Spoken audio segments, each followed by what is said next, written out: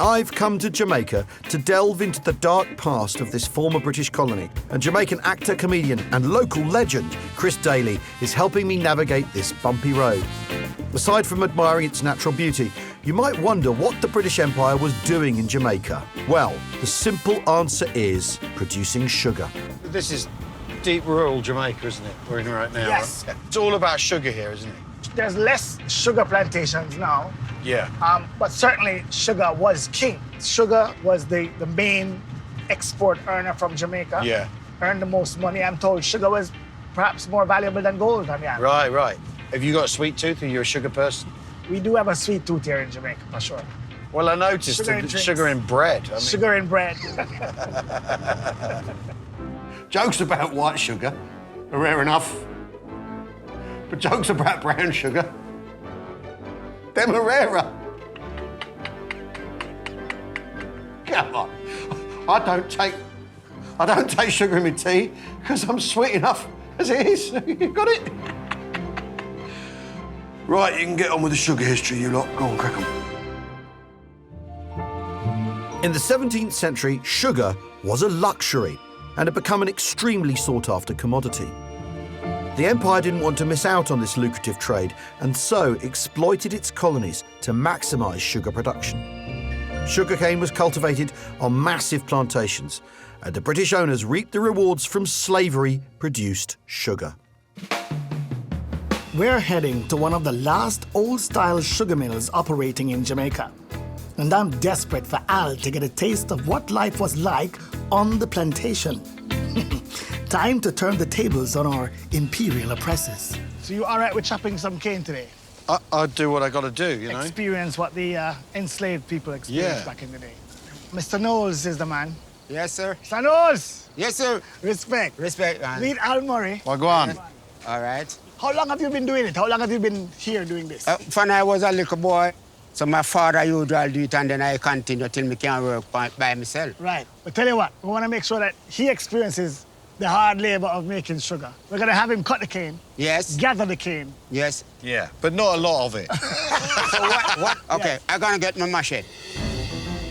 Life on a sugar plantation was probably the worst in the Western Hemisphere as the enslaved workforce toiled from dawn till dusk in the fields.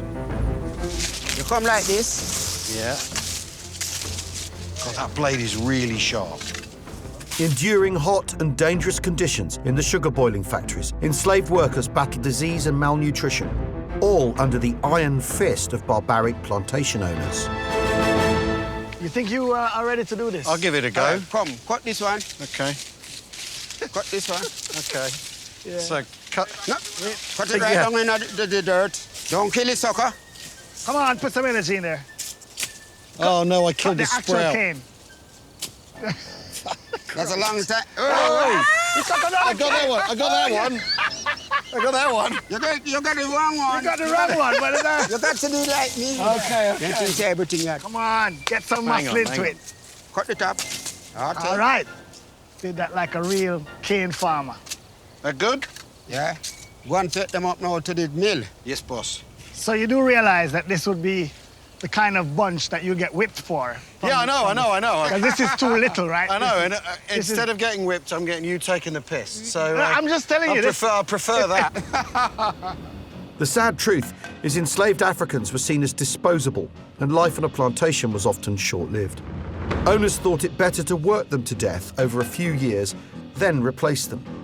By the end of the 1700s, the estimated rate of attrition was 2 tons of sugar per life of an enslaved person. Look at that. Wow. Having cut the sugarcane, it then needs to be threshed and milled by hand to extract the juice. I'm getting the tiniest glimpse of what hard graft it was. You're doing a good job feeding this. Is it hard work? I could see this turning into hard work across a whole day. Yeah, but look at all that sugar. The next time someone says to me, "Oh, stand-up's the hardest job in the world," they can stick it up their arse, can't they? Try sugarcane making in you're Jamaica. so brave. Yeah. How'd you do it? Fueled by Britain's voracious appetite for this natural sweetener in the late 1700s, the empire's sugar industry increased dramatically. At its peak in 1804, Jamaica had 814 sugar plantations and was one of the major players, knocking out a whopping 100,000 tons of the stuff a year. So this is your cooling house. This is the cooling house, so this is the process of the sugar we make. Look at it. So it boils down to this. Yes. Wow. That's really good, isn't it? That is really sweet. Yeah. To get you high. Yeah.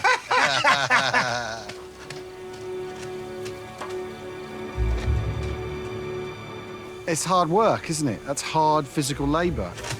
And in the heat, all day, every day, and that will be completely back-breaking work. It's good to see it for the first time, watching the entire process. It's also great to have the white British man doing the work. That's a great throwback, something you probably wouldn't see in the 1600s. Yeah, you should hire him to come back on the plantation. Yeah. No, him can't come back, you know? Yes. Yeah? Yeah. Do some more. All he got to do now, next coming time, now he come from early. It wasn't only the English who reaped the rewards of Jamaica's slave plantations, though. The legacy of another British home nation lives on. There's one peculiar thing about Jamaica, it's that there's lots and lots of Scottish names here, aren't there? Yeah, it's not an example of your takeover.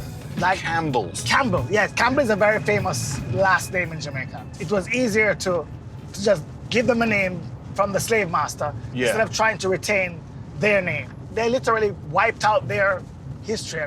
Oh, it's shocking. In fact, there are some people here that have renamed themselves. Yeah, I mean, not everyone wants to be Scottish. I mean, I find it hard to argue with that.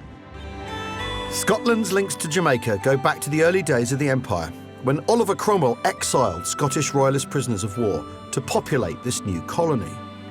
Many eventually set up as slave handlers on the estates, and by 1800, Scots owned around 30% of estates and 32% of enslaved people. Profits from plantation slavery boosted Scotland's economy, with fortunes being made by Glasgow's merchants. Glasgow University estimated that they benefited to the tune of £200 million in today's money from the profits of slavery. I'm taking Al to see how the Scottish legacy here has been reclaimed by us Jamaicans. Okay. The Hatfield Cultural and Folk Group preserve a traditional Jamaican dance that originated in the 17th century with the Scottish influx and the introduction of the quadrille. Back in those days, the slave masters, they did the ballroom quadrille, which was more sophisticated, you know, all dressed up in their nice, pretty gowns. So, of course, the slaves, they weren't allowed to be a part of it. They decided, okay, we're going to do this thing, but we're not going to be doing it so slow. We're going to add some movements and some up-tempoed beat to it. And that is why we have the camp-style quadrille, because when they went back to their campsite, they would do the quadrille in their own way and with their own style. This is what we made of the slave masters dance. I love it. He's into it. Look at him. I'm sure back in the day, white folks didn't have the hips we have right now. No. The Jamaican quadrille dance has influences from traditional Scottish folk dancing. The dress is a bit of a giveaway. 5, 6, 7, 8. Though the legacy of slavery casts a pall over the island's history, Jamaicans are determined not to allow it to cloud their present. This is just one way of maintaining their traditions, as well as turning the tables on their former colonial oppressors.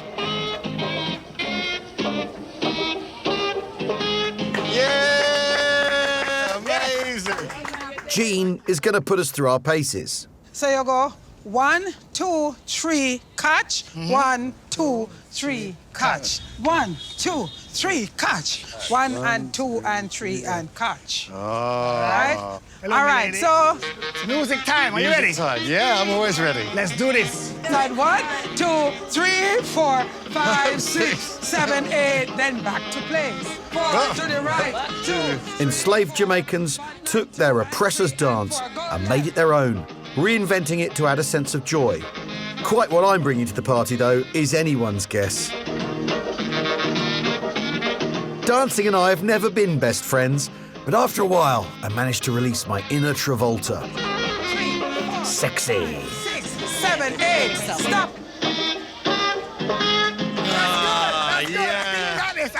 Yes, yes, we did it. Good job, ladies.